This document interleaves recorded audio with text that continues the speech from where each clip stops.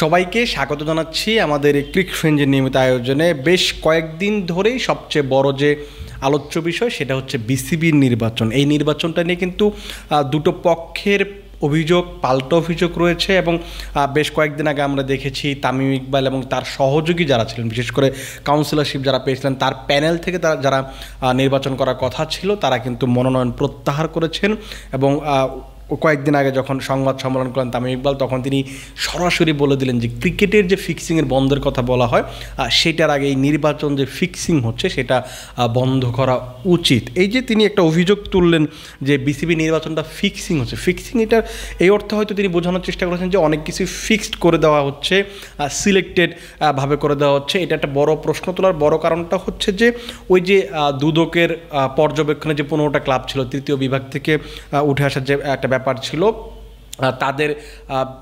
মনোনয়ন বা কাউন্সিলরশিপ বাতিল করার কথা ছিল। পরবর্তীতে তামিম ইকবাল কিংবা অন্যান্য ক্লাবে যারা আছেন তারা যখন বিসিবিতে গেলেন, নির্বাচন কমিশনের সঙ্গে যখন কথা বলেন, তারা কিন্তু সেটা আবার ফিরিয়ে দিলেন এবং পরবর্তীতে যতটুকু জানা গেছে সমঝোতা না হওয়ায়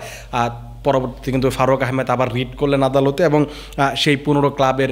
কাউন্সিলরশিপ বাতিল হয়ে গেল। এবং ওই বাতিলের পরেই কিন্তু তামিম ইকবাল এবং অন্যান্য যারা বোর্ড পরিচালক রফিকুল ইসলাম বাবু বলেন কিংবা মাসুদুজ্জামান বলেন ওই মোহামেডান ক্লাবের এবং পাশাপাশি আরও যারা আছেন তারা কিন্তু নির্বাচন থেকে নিজেদের সরিয়ে নিলেন, মনোনয়ন প্রত্যাহার করলেন। খুব সম্ভবত ওই দিন 16 জন প্রত্যাহার করেছেন এবং গত 24 ঘন্টায় যদি আপনি হিসাব করেন আরও 2 জন মনোনয়ন প্রত্যাহার করেছেন। রাজশাহী বিভাগীয় ক্রীড়া সংস্থা থেকে যিনি কাউন্সিলরশিপ পেয়েছিলেন তিনি সরে দাঁড়িয়েছেন এবং পাশাপাশি ক্লাব ক্যাটাগরিতে লেজেন্ডস অফ রূপগঞ্জের কাউন্সিলর যিনি আছেন লুৎফর রহমান বাদল, তিনিও কিন্তু সরে দাঁড়িয়েছেন। তার মানে মোট 18 জন ইতিমধ্যে সরে দাঁড়িয়েছেন। আমি যখন ভিডিওটা বানাচ্ছি তখন তখন গুঞ্জন আছে যে আরও একজন খুব সম্ভবত নির্বাচন থেকে সরে দাঁড়াচ্ছেন। তার মানে মোট 19 জন সরে দাঁড়িয়েছেন।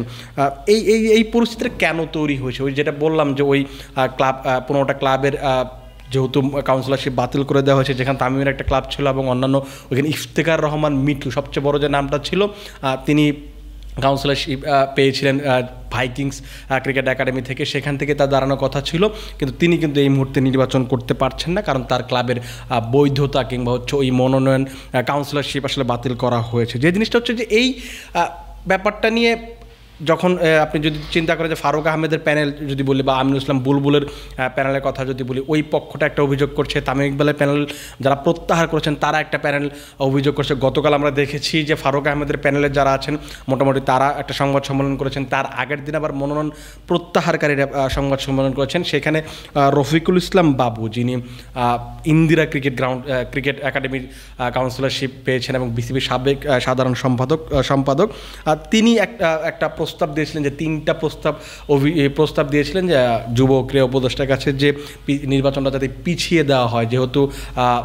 আগামী একদিন পরে নির্বাচনে এই মুহূর্তে যে 2টা পক্ষের যে পাল্টা অভিযোগ সেটা যেন বিবেচনায় নিয়ে বর্তমান পরিচালনা পর্ষদের মেয়াদ বাড়ানোর পরামর্শ দেওয়া হয়েছিল, একটা পরামর্শ, এবং নির্বাচনের পুনঃ তফসিল ঘোষণা করে এইটা একটা অপশন ছিল এবং পাশাপাশি অ্যাডহক কমিটি করা যায় কিনা সেটারও একটা প্রস্তাবনা দেওয়া হয়েছিল। এইটা কিন্তু যুব উপদেষ্টার কাছে তিনি ওই সংবাদ সম্মেলনে বলেছিলেন। আমি জানি না যে তারা সরাসরি আসলে কথা বলেছেন কিনা কিংবা তাদের সঙ্গে যুব ক্রীড়া উপদেষ্টার মিটিং হয়েছে কিনা সেটা জানি না, কিন্তু ওই প্রস্তাবটা দেওয়ার একদিন পরে কিন্তু আজকে, যেটা আমি যখন ভিডিওটা বানাচ্ছি আজকে দুপুর নাগাদ কিন্তু 3টা বা 2:30-3:30টার দিকে মোহামেডান ক্লাবের প্রাঙ্গণে তারা একটা সংবাদ সম্মেলন করে, যেটার একটা শিরোনাম একদম আপনি যদি ব্যানারের কথা বলেন সেখানে লেখা ছিল বিসিবি নির্বাচনে নোংরামির বিরুদ্ধে ক্লাব সংগঠক এবং কাউন্সিলরদের প্রতিবাদ। এখানে যতটুকু জানি যে 48টা ক্লাবের সহমত ছিল বা একাত্মতা প্রকাশ করা ছিল এই সংবাদ সম্মেলনের ক্ষেত্রে, মানে ঢাকার 48টা ক্লাব, এবং তারা ওইখানে যে জিনিসটা বলেছে যে বিসিবি যদি নির্বাচন পিছিয়ে না হয় এবং একটা ডেডলাইন দেওয়া হয়েছে 5 অক্টোবর, যেহেতু 6 তারিখে নির্বাচন, আগামীকাল শেষ দিন নির্বাচনের আগে, সেই দিন যদি নির্বাচন পেছানোর ঘোষণা না দেওয়া হয় তারা কিন্তু সব ধরনের ক্রিকেট, যেমন এখানে আপনি যদি মোহামেডানের কথা বলেন তারা প্রিমিয়ার ডিভিশনে খেলে, প্রিমিয়ার ডিভিশন মিনিংস হচ্ছে যে ডিপিএলে খেলে, আপনি লেজেন্ডস অফ রূপগঞ্জের কথা বলতে পারেন, আপনি আরও বেশ কয়েকটা ক্লাবের কথা বলেন, সেকেন্ড ডিভিশনের ক্লাব রয়েছে, ফার্স্ট ডিভিশনের ক্লাব রয়েছে, তৃতীয় বিভাগের ক্লাব রয়েছে, তাদের সবার একটা কথা হচ্ছে তারা একটা জায়গায় এসে পৌঁছেছেন যে যদি তাদের এই 3টা প্রস্তাব মেনে না নেওয়া হয়, পাশাপাশি যদি নির্বাচনটা পিছিয়ে না দেওয়া হয়, সেক্ষেত্রে তারা সব ধরনের ক্রিকেট বর্জন করবেন। তার মানে হচ্ছে 48টা ক্লাব একটা জায়গাতে অবস্থান নিয়েছেন, তারা আর কোনো ধরনের লিগ খেলবেন না যদি এই সমস্যাটা সমাধান করা না হয়। যে জিনিসটা হচ্ছে যে এইটা করলে আসলে কী হতে পারে, আপনি যদি চিন্তা করেন যে 48টা ক্লাবের যদি আপনি অ্যাভারেজে যদি আপনি 15 থেকে 20 জন ক্রিকেটার ধরেন, 20 জন যদি ক্রিকেটার ধরেন, সেক্ষেত্রে কিন্তু প্রায় মানে অনেক ক্রিকেটার আপনি যদি 48 থেকে বা 50 দিয়ে যদি গ্রহণ করেন 100, মানে হচ্ছে প্রায় 1000 ক্রিকেটারের কিন্তু একটা বড় ব্যাপার, রুটি রুজির একটা ব্যাপার চলে আসবে। তার মানে যদি নির্বাচনে তারা অংশ না নেন, অংশগ্রহণ করতে না পারেন, ক্লাবের যদি তারা কাউন্সিলরশিপ না থাকে, কিংবা হচ্ছে ধরুন কাউন্সিলরশিপ বাদ, যেহেতু তারা নির্বাচনে অংশ নিতে পারছেন না, যারা এইখানে স্পন্সরশিপ দিচ্ছেন বা টাকা দিচ্ছেন ক্লাবগুলো চালানোর জন্য, কারণ ঢাকার যে ক্লাবগুলো সেখানে কিন্তু আপনি ওই যে ইংলিশ প্রিমিয়ার লিগ বলুন, ফুটবলের যেটা বলা হয় যে ফুটবলে, কিংবা বাইরের দেশের যে ক্লাবগুলোর কথা বলুন, সেক্ষেত্রে সেটার মতো কিন্তু একটা বড় অ্যামাউন্ট তাদের নেই। তাদের কি করতে হয় যে কোনো একজনকে স্পন্সরশিপ বানাতে হয়, কাউন্সিলর বানাতে হয়, যিনি কাউন্সিলর হবেন তিনি ওই পরবর্তীতে 3 বছর কিংবা 4 বছরের জন্য তারা ওই ক্লাবের যত খরচ হবে মোটামুটি সব কিছুই তারা বহন করবেন। আপনারা কয়েকদিন আগে শুনেছেন যে গত ডিপিএলে গুলশান ইউথ ক্লাবের দায়িত্বে ছিলেন তামিম ইকবাল, সেখানে তিনি প্রায় 1 কোটি টাকা খরচ করেছেন। তার একটা বড় কারণ ছিল যে তিনি যেন বিসিবি নির্বাচনে কাউন্সিলরশিপ পান। সো এইটা যখন আপনি বাতিল করবেন, যখন এইটা করার সুযোগ থাকবে না, আপনি যদি বিসিবিতে আসার যদি সুযোগ না থাকে, সেক্ষেত্রে কিন্তু আপনি যেটা করবেন যে এই ক্লাবগুলোতে আপনি টাকা ডোনেশন করবেন না, আপনি স্পন্সরশিপ করবেন না। সেই ক্ষেত্রে যেটা হবে, এই ক্লাবগুলো অংশগ্রহণ করতে পারবে না, ক্লাবগুলো ক্রিকেটার কিনতে পারবেন না, তাদের পারিশ্রমিক দিতে পারবেন না, এবং টুর্নামেন্টগুলোতে অংশগ্রহণ করতে পারবেন। এইটা হলে যেটা হবে যে আগামীতে, যেমন আগামী বছরে মার্চে যেহেতু ডিপিএল হবে, তার আগে আপনি ফার্স্ট ডিভিশন, সেকেন্ড ডিভিশন তো অনেক টুর্নামেন্টই রয়েছে, সেই টুর্নামেন্টগুলো যদি এই ক্লাবগুলো না খেলে, তাহলে আপনার প্রায় 1000 ক্রিকেটারের রুজি বন্ধ হয়ে যাবে। যে জিনিসটা এখনও সময় আছে, আমি জানি না যে আসলে এই পরিস্থিতিটা মানে যুব ক্রীড়া উপদেষ্টার সঙ্গে এই যে মনোনয়ন যারা প্রত্যাহার করেছেন, তাদের যে একটা দূরত্ব তৈরি হয়েছে, সেটা আসলে ঘোষানোর কোনো আসলে সুযোগ আছে কি না আমি নিশ্চিত না। কারণ অনেক কিছু হয়তো আমরা জানি, আপনি অফ দ্য রেকর্ড হয়তো অনেক কিছুই জানি, যেটা আসলে চাইলেই অন ক্যামেরায় বলা যায় না। যদি এই ব্যাপারটা যদি যুব ক্রীড়া উপদেষ্টার মানে এই যে আজকে যে বৈঠকটা হয়েছে বা সংবাদ সম্মেলনটা হয়েছে, এটা নিশ্চিতভাবেই যুব ক্রীড়া উপদেষ্টা দেখবেন, তিনি হয়তো এটা নিয়ে একটা চিন্তা করবেন। যেহেতু তিনি এনএসসির প্রধান, তিনি যেহেতু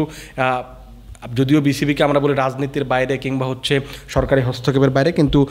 এই যে যারা মনোনয়ন প্রত্যাহার করেছেন, তারা কিন্তু এই অভিযোগগুলো তুলেছেন। তাদের একটা যে অভিযোগ ছিল, সেখানে একটা বড় অংশ জুড়ে ছিল যে জেলা এবং বিভাগীয় পর্যায়ে যারা কাউন্সিলরশিপ পেয়েছেন, সেখানে সবচেয়ে বড় ব্যাপার ছিল যে সরকারি হস্তক্ষেপ ছিল। অনেকেই যারা ওই অ্যাডহক কমিটির কথা বলা হচ্ছিল, অ্যাডহক কমিটি থেকে সবাইকে দেওয়া হচ্ছে, পাশাপাশি ওই যে আমিনুল ইসলাম বুলবুলের যে একটা চিঠি দেওয়ার ব্যাপার ছিল, সেটা নিয়েও মানে অনেক দিন ধরেই কিন্তু এই ব্যাপারটা চলছিল। এবং এই যে এই গ্রুপটা যারা মনোনয়ন প্রত্যাহার করেছেন, তাদের সবার একটা বাক্য ছিল যে এই বিসিবি নির্বাচনে একটা নোংরামি হচ্ছে। জানি না,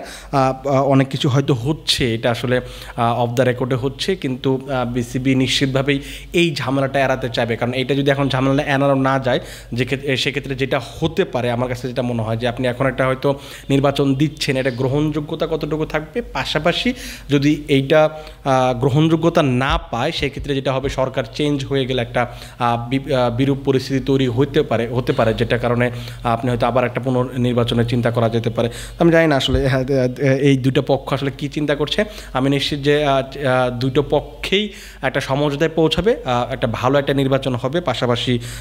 সবার মন মতো একটা নির্বাচন হবে, এবং দুই পক্ষ থেকেই কাউন্সিলর থাকবে, পরিচালক থাকবে, এবং সবাই দেশের ক্রিকেট নিয়ে চিন্তা করবে। আমার মনে হয় যে দেশের ক্রিকেট নিয়ে চিন্তা করলে এই ব্যাপারগুলো আরও আগেই সর্ট আউট করা উচিত ছিল। কেউই আসলে দেশের ক্রিকেট নিয়ে খুব সম্ভবত কেউই ভাবছেন না, সবাই আসলে ওই ক্ষমতা, পরিচালক কিংবা এই ব্যাপারগুলো নিয়ে চিন্তা করছেন। আমি জানি না এটা হয়তো আমরা একটু আরও 2-1 দিন গেলে, কিংবা নির্বাচনটা আদতে হবে কি না, সেটা যদি আমরা কালকে পর্যন্ত হয়তো আমরা একটা নিশ্চয়তা পেতেও পারি, কালকে বিকেলে বা সন্ধ্যা নাগাদ, যে নির্বাচনটা আসলে স্থগিত হচ্ছে নাকি আদতে ওই যে কজন আছেন নির্বাচনে অংশ নেওয়ার মতো তাদের দিয়েই নির্বাচনটা হচ্ছে, সেটা আমরা জানতে পারবো। আপাতত আপনারা ভালো থাকুন, সুস্থ থাকুন এবং ক্রিকফ্রেঞ্জির সঙ্গে থাকুন।